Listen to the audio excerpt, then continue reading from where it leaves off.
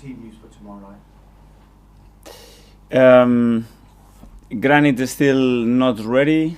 Kolasinac is still not ready. We have the doubt with Bukayo and another few knocks that we got against Newcastle. So today is the day to assess how everybody is, if they can be fit for tomorrow, and then make the decision on the lineup and the squad. Are you hopeful for Bukayo?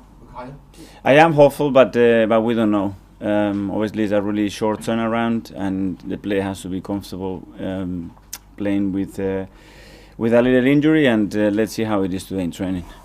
Mikel, I've just seen the footage of the robbery involving Gabriel. It's been a while since it happened, but what does it say about the character of Gabriel that he continued to play, and what was he like straight after it happened? Yeah, obviously it's not a nice thing to go through when you have family involved and they are trying to access your own house. Gabi showed a lot of character. You see the reaction that he had straight away. Credit to the boy. And after that, he was fine. Obviously, he was shocked. Obviously, there are a few things that he wanted to change in his life to try to prevent those things happening, and the club give him all the support that it was needed to try to forget about the situation, learn from it, and move on. I must ask you about the game and how do you prepare for Manchester United, given all the changes that are happening at that club just now? Well, you know what you expect when you play at that stadium in front of that crowd and with a team, a squad that probably is one of the most talented in the league. You know the situations you're going to face is very difficult tactically because you don't really know how they're going to prepare the game, the options that they can play, the formation that they can vary. So it's focused more in ourselves, what we have to do, and make sure the team is prepared to go in there and beat them. But they also have Ralf Rangnick in place. Have you followed his career at all, and has he influenced you at all in how you manage? Well, he's been one of the top coaches in every involvement he had in the game, not only in coaching. He's made some radical changes in some areas, and he's a really interesting person in football world, and a really interesting appointment for the club. Just final one from me, Mikel. What is it about you and Manchester United? You've played them 3 times, 2 wins, a draw, 3 clean sheets. Can you take the history of those results and take confidence when you play them?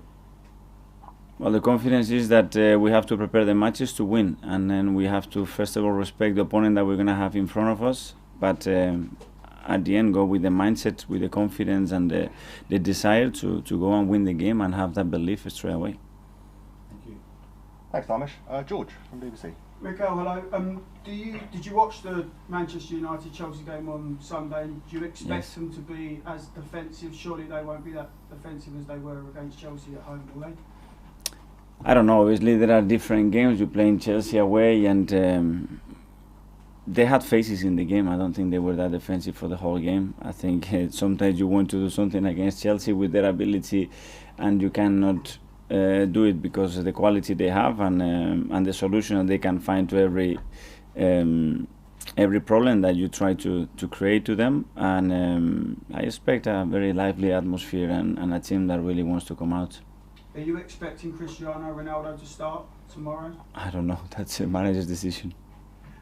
Just on your team, Bukayo Saka, if you had to put a percentage chance on it, how fit do you think he could be? Till I don't see him this morning on the pitch, pretty difficult to say that.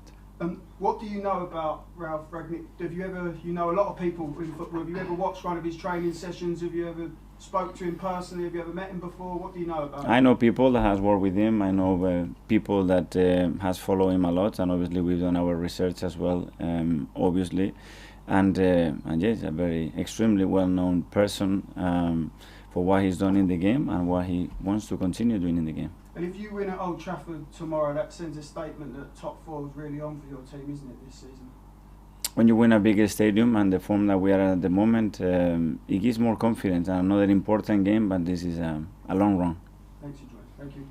Ian, talk sport. Hi, Miguel. You well? Yeah.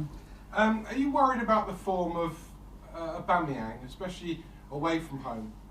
He doesn't tend to score as many goals, and are you thinking maybe of moving him out wider?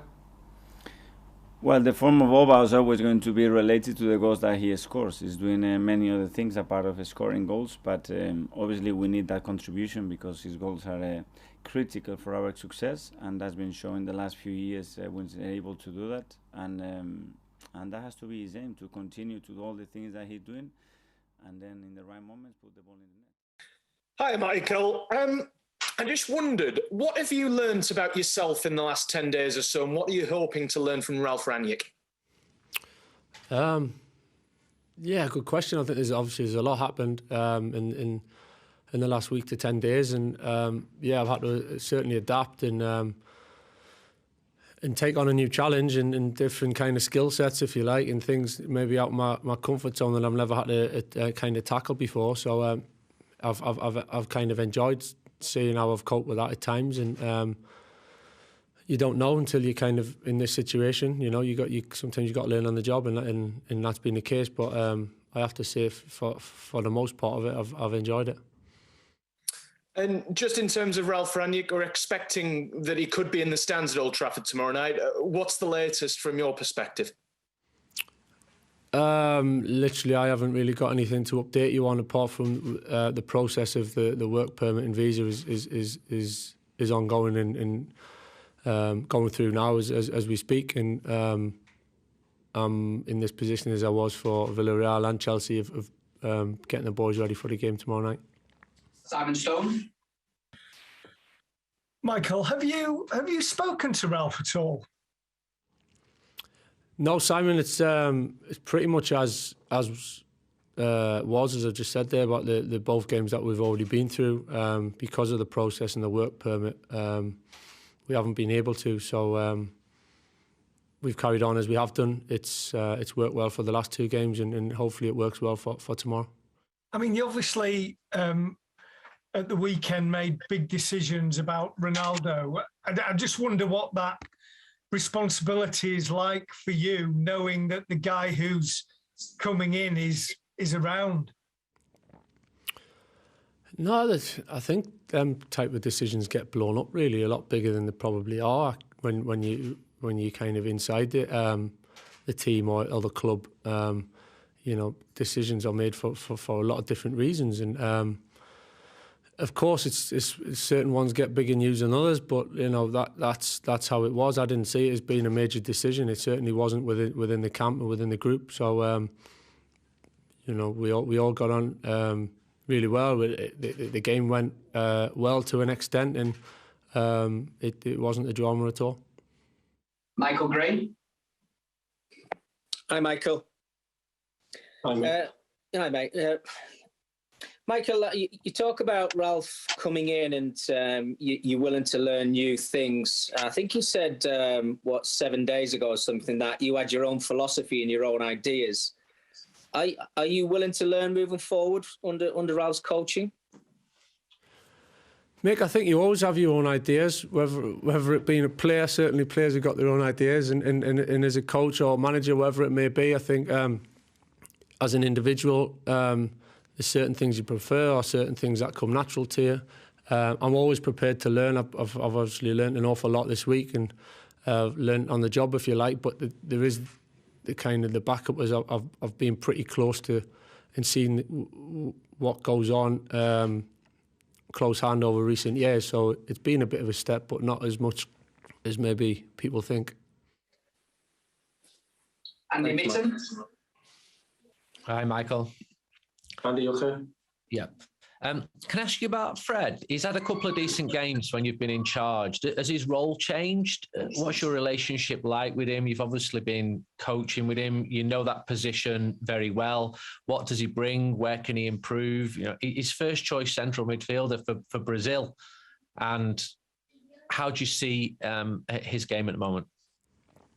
Yeah, I think that gets overlooked. Like you say, first choice for Brazil in a good Brazil team show how far Fred's came really since he come to the club and how much he's improved. I really like him. I think for me, one of the biggest things is which maybe people don't see is the attitude. His desire to be a team player and desperate to put himself out there to play games. I mean, he was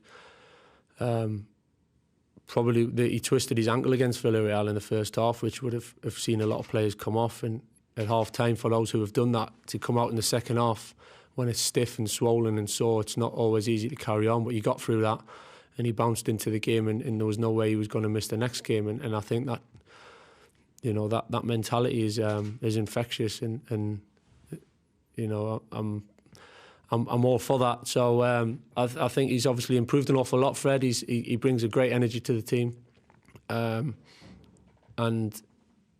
yeah, he's improving. He's played a little bit higher up the pitch at times the last couple of games maybe than before, just because we've tweaked a couple of things for both games, and he's done ever so well in that. And I think obviously the regains, and especially Cristiano's goal at Villarreal, is kind of epitomises that. And he nearly got one the other night when he's intercepted from Mendy and late on and nearly scored. So he brings an awful lot to the team, Fred, and I like him an awful lot.